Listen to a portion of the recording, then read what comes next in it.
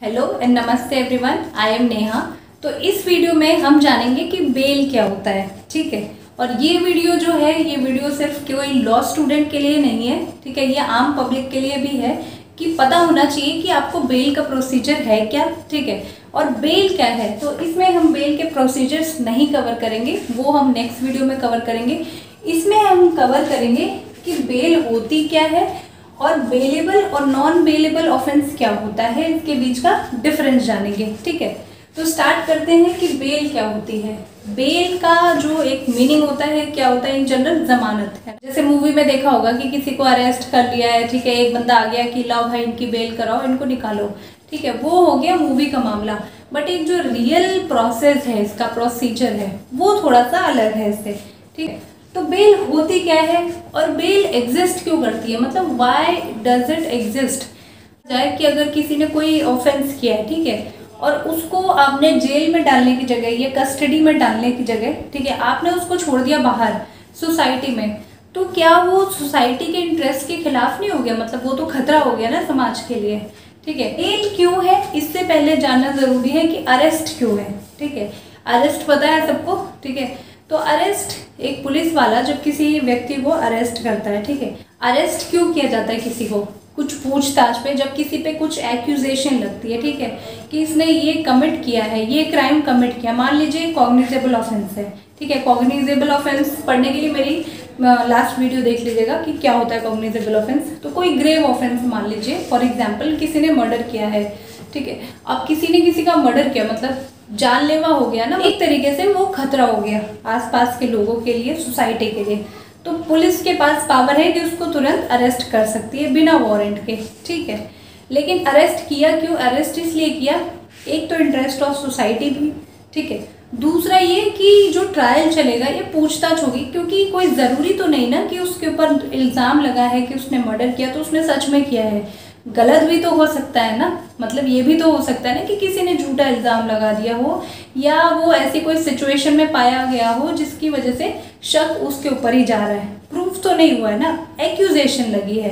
Accusation मतलब इल्ज़ाम लगा हुआ है। ठीक है, तो पुलिस ने उसको अरेस्ट किया क्यों? ताकि उसकी अटेंडेंस सिक्योर कर पाए। अटेंडेंस सिक्योर एज इन कि कोर्ट में जो प्रोसीडिंग चलेगी, इन्वेस्टिगेशन चलेगी, इंक्वायरी, आगे की जितनी भी चीज़ें चलेंगी रिलेटेड टू अ केस, तो उसमें वो अपनी हाजिरी दे।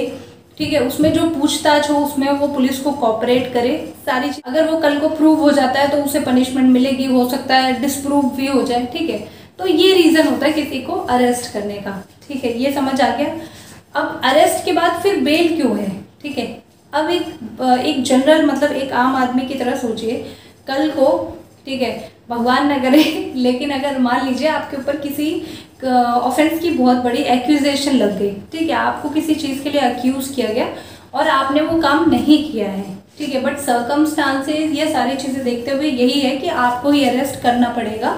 ठीक है, पुलिस आपको लेके अरेस्ट करके और उसने रख दिया आपको कस्टडी में। पुलिस कस्टडी में रख लिया मान लीजिए आपको 1 हफ्ते के लिए। ठीक है, पुलिस ने, अब 1 हफ्ते में क्या क्या नुकसान हो सकता है? अगर आपका कोई बिजनेस है, ठीक है, या आपकी कोई जॉब है, तो वो 7 दिन में क्या इफेक्ट होने वाला है उस पर। ठीक है, तो एक अकेले ब्रेड ओनर है पूरी फैमिली के, ठीक है, तो उस फैमिली पे क्या इफेक्ट होगा? और मान लीजिए घर में कमाने वाले बंदे हैं, ठीक है, और आपके घर में आपके बूढ़े माँ बाप हैं, उनकी कोई देख रेख करने वाला नहीं है पीछे से।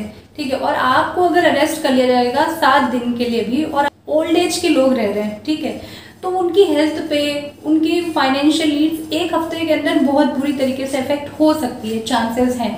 ठीक है, हो सकता है आपको उससे ज़्यादा रख लिया जाए, तो आपकी एक जो नॉर्मल लिविंग है वो बहुत बुरी तरीके से इफेक्ट हो जाती है। इंटरेस्ट ऑफ सोसाइटी तो ठीक है, बट इंटरेस्ट ऑफ जस्टिस एक इंडिविजुअल का भी तो है ना।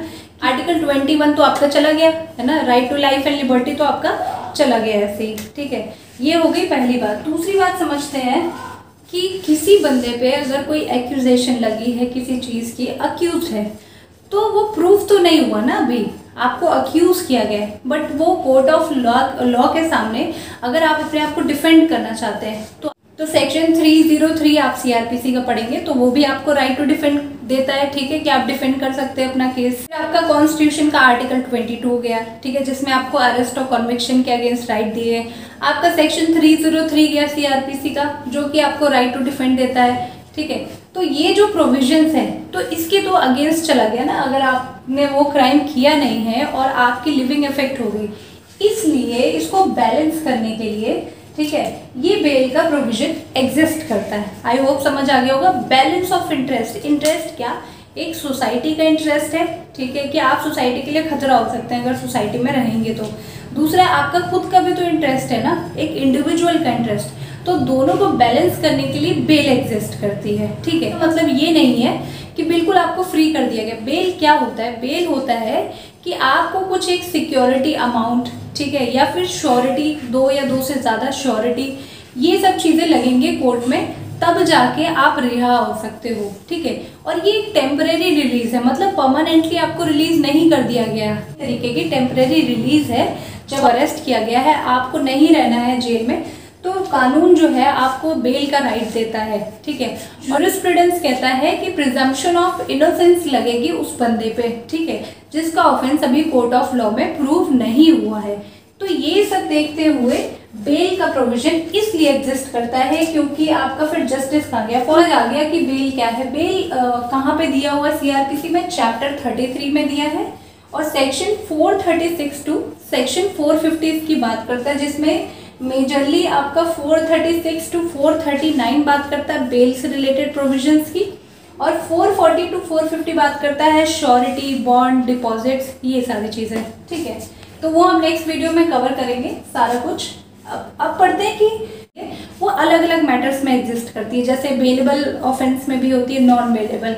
अच्छा, बेलेबल और नॉन बेलेबल फिर क्या हो गया, ठीक है। अब ये क्या है, बेलेबल ऑफेंस थोड़े से एक जनरल अगर समझने के लिए कि थोड़े लेस सीरियस होते हैं, थोड़े ज़्यादा सीरियस मैटर्स हो गए, ठीक है।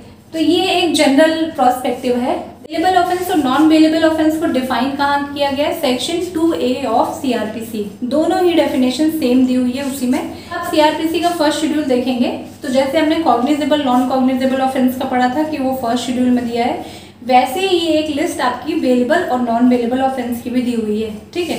तो आप शेड्यूल 1 खोलेंगे तो उसमें लिस्ट है, उसमें कोर्ट ऑफ मजिस्ट्रेट भी दिया है कि कौन सा जो कोर्ट है, कोर्ट ऑफ सेशन, या कौन सा कोर्ट जो है इस मैटर को ट्राई कर सकता है, ठीक है। तो वो हो गया आपके बेलेबल ऑफेंस।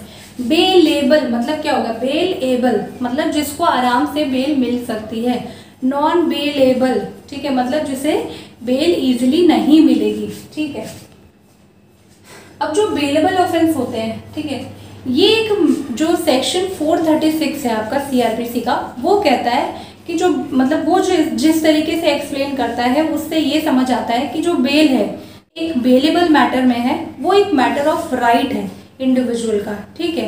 कोई भी इंडिविजुअल है वो बेल ले सकता है बेलेबल ऑफेंस में बहुत इजीली। सेक्शन 437 क्या कहता है सीआरपीसी का, बिल्कुल ऑपोजिट, कि नहीं, जो नॉन बेलेबल ऑफेंस है वो थोड़े सीरियस है मैटर्स, ठीक है, ग्रेव मैटर्स है, तो उसमें कोर्ट को टाइम चाहिए। कोर्ट जो है डिस्क्रिशन है कोर्ट की, कोर्ट सारी चीज़ें देखेगी, ठीक है, फिर उसके हिसाब से अगर बेल देनी होगी, ग्रांट करनी होगी तो करेगी, वरना नहीं करेगी।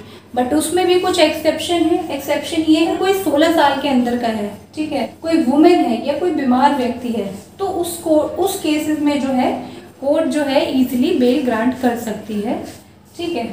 अब जो बेलेबल ऑफेंस है इसका एग्जाम्पल पढ़ लेते हैं, जैसे कि आपकी अनलॉफुल असेंबली हो गई, ठीक है। बात करता है अनलॉफुल असेंबली की, जिसमें 6 महीने की सजा है, ठीक है। तो ये हो गया आपका बेलेबल ऑफेंस। और सेक्शन 191 बात करता है गिविंग फॉल्स एविडेंस, मतलब गलत एविडेंस दे देना, ठीक है।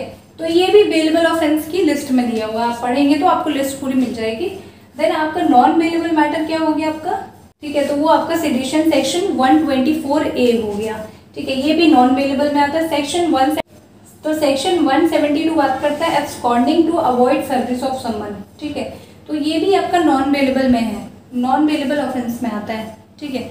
आई होप आपको क्लियर हो गया होगा। Thank you so much for watching my video. Like करें, सब्सक्राइब करें and do hit the bell icon. Thank you so much.